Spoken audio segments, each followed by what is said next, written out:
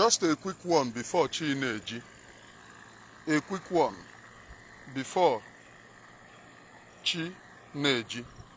Let me drop this here and save it for avoidance of doubt. Ndị Igbo betrayed themselves.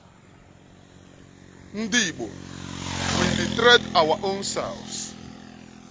Anyị ji egbe ndị ọzọ na-eji eseki onwe ha were na-agba onwe anyị egbe n'ọkpa.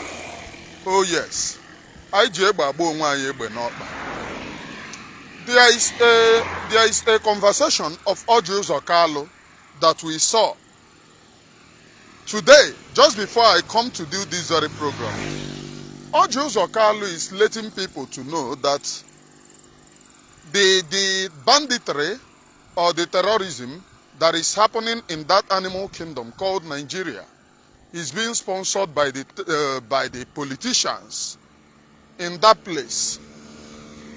Orji Kanu is saying that some of his colleagues in politics are now the ones sponsoring terrorism, are now the ones sponsoring the buying of innocent people. That is according to Orji Kanu. What is he talking about? In the far north, where people are being killed, Nigerian government then helped them to cover the story. Like now we see stories like this, that Nigerian military have sacked bandits. Nigerian military have sacked Boko Haram. How long have you seen that such a news? Manunka Trump say na oya abata Nigeria. They are manufacturing fake stories to show you that the people who are buying the innocent people is the government of Nigeria.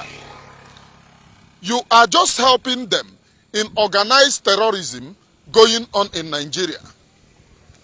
Now, even the people who help them to sabotage their own people, Orji Kanu them, help them to sabotage Mazi Nnamdi Kanu, help them to sabotage Mazi Simon Ekpa. But his fellow politicians don't want to help to sabotage their own people. Instead, they manufacture fake and non-existing stories that never existed. Very, very pitiable. Ndị Igbo are doing to themselves what anyone who hated himself cannot even do to himself, or anyone who hated his core enemy cannot do to his core enemy. That is the things that we are doing to ourselves. I said this period I will be lamenting. It's a period of lamenting. I don't have power to do anything. As you see me, I have no power. But you see where I have power, no. I will be serving my own office. Ijionu when I finish you. If you go to Biafra land today, inside the bushes, the terrorists see the bush. Nobody, everybody is afraid.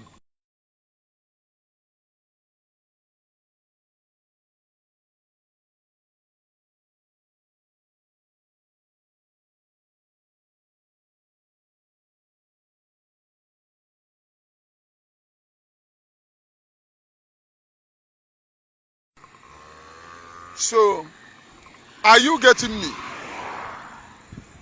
Now, I want the terrorists here. Everybody is afraid. Nobody is going inside the deep bushes again to search the bushes. Some people are saying, equip yourself, equip yourself. The Nigerian government who cannot catch the people killing you, and the politicians who cannot catch the people killing you are now catching the people protecting themselves. If they catch you, you buy gun. The way that they are going to rubbish you, they are going to publish the news, the notorious criminal, the notorious armed robber, the notorious bandit, and they will put your picture with a gun. It is something that you bought to protect yourself, because we are now in the time that nobody protects you. We are now in the time that everybody is afraid. We are now in the time that should I say, Okenohia Ngwerenohia. That's the time that we are. That's the time that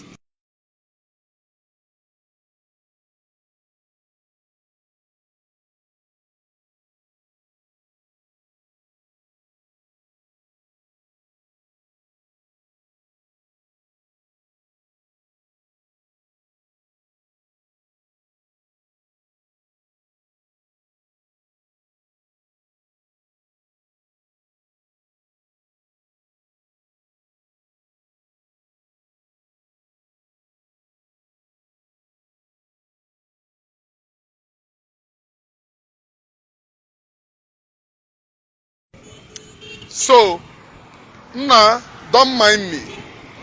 As I am going, I will be telling you the things that are happening. Now, the politicians or the politicians that cannot catch those who are buying us. Now there is a shout, protect yourself, protect yourself. Those of them who have gone to buy guns to protect themselves, those of them are the people who are being arrested now. When they arrest you, the headline go change, the headline news go change.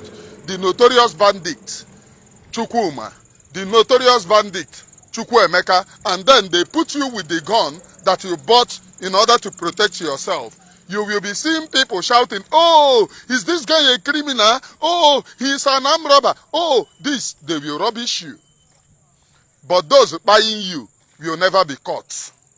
Those of you who are buying guns to protect yourself will always appear in the news, courtesy of what your greedy politicians or politicians have done to you.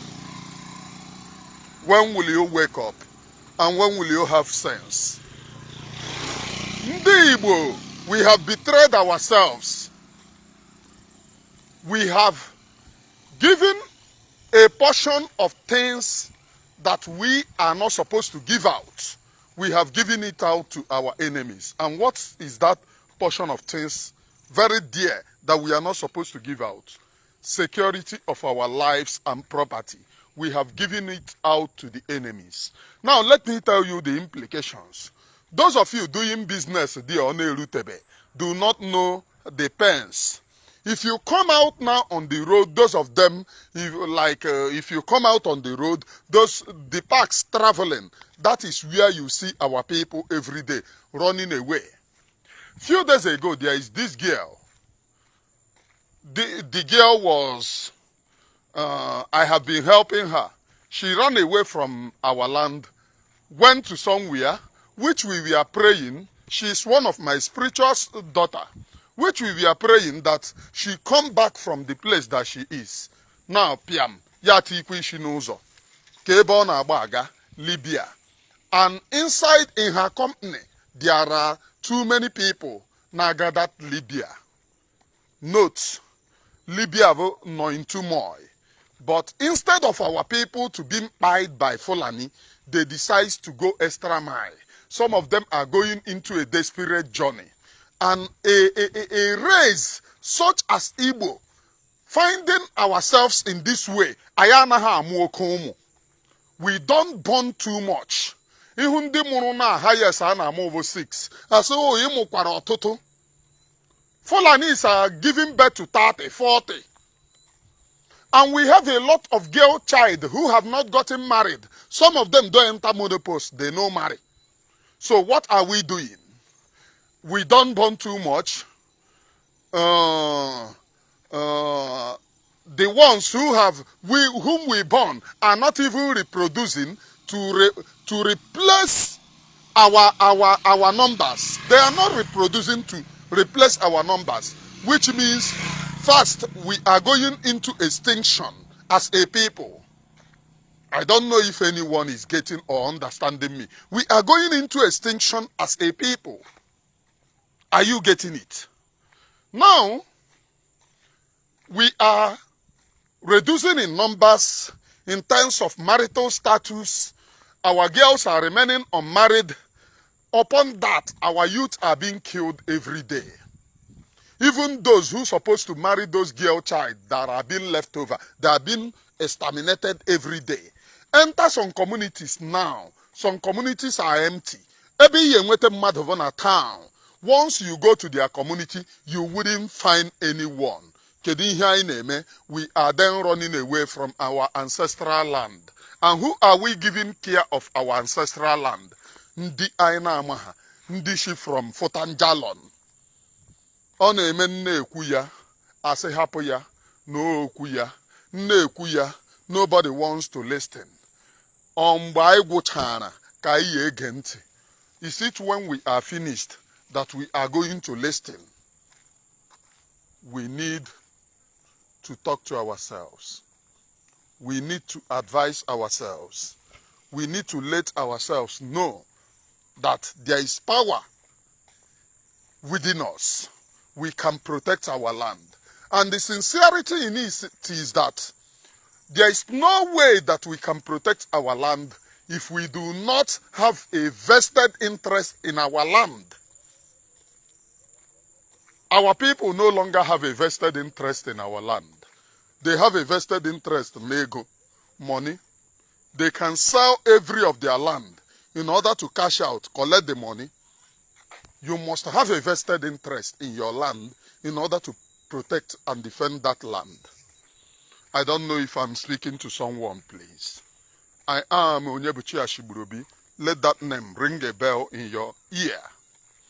Now, our own people, due to the systematic creation of division, disunity, fighting, that we cannot unite ourselves, are now happy betraying their own heroes, betraying their own people, those who should have stand to protect them at a time like this. Akataka, somebody is not even hearing me. Due to we are not protecting that land. The little people who are showing interest, we now have those who are divided. So there is no unity to protect the land. And when there is no unity, where are we going to? From all ramifications. Number one, ayanaha amumu too much. The people the people the people that have AK-47 are giving birth to up to 40, 30. And the ihe anyị na-amụ ntọrị anyị mụnye ofu anyị say okay ka anyị cherekwe mgbe ọzọ anyị eji amụ. Then na nke a ya agba na zero. Na nke ịlụ nwaanyị anyị na-agba zero maka most of us bụ mgbe anyị ruru 40, 50 ka anyị na-alụ nwaanyị. Thereby anyị enwena a lot of girl child bara menopause due to onweghị ndị ya alụ ha. Then atụgharịkwa na the other way around. Those who are mean to marry bụ ndị a na-egbu egbu. Ọ bụrụ na ejighị egbe gbagbuo ha, atụọ ha nga. Go to prisons in Nigeria. Anyị abụghị Fulani herdsmen na-commit crime na-egbuchichi ndị mmadụ, but anyị nwajuru na prisons in Nigeria. What does that tell you? There is a systematic agenda to finish us. But as usual, our own people don't want to learn. Our own people are adamant. Our own people love lying to themselves. We are coping with it. We are telling ourselves all is well. All is not well, ndị Igbo. A stitch in time saves 9. Share this very program. I am just like a voice crying in the wilderness. Meenụ ụzọ nke Chineke ka ọ dị mma. Meenụ ụzọ nke osebụla ụwa ka ọ dị mma. Meenụ ụzọ onye nwe anyị ka ọ dị mma. Ọ bụrụ na unu mebie, unu jiri aka unu megide onwe unu, megbuo onwe unu, ụmụ Igbo. Oho, ihe ọbụla unu kwutere, ọ dị unu n'aka. Unu sị ka ala Igbo bụrụ nke ndị ọzọ, ọ dị unu n'aka. We have a lot of people na-achịgharị billions. Protection and security of their land bụ nonsense. Mana Mazi na billions ị na-achịgharị ebe akwụkwọ ka ọ. If you cannot use it to buga in your land, if you cannot use it to live life in your land, akwụkwọ ka ọ. Ọ gwụkwana ka ọ ha m n'ọnụ. Even in these past days, na amakwum ma BP ma ọ na-adịzi high. Isi ọwụwa na-anọzi n'enu ya bụ high tension isi ọwụwa. Sometimes self no na-adị m nnọọ ka na atamu kuzi atamu na ihe na-eme na our land. Ọ dịkwa mma o. Ọ dịkwa mma. ọgwụna ka ọha m n'ọnụ. Share this very program ka onye ihu na onye azụ nweta ya. Bye for now, please.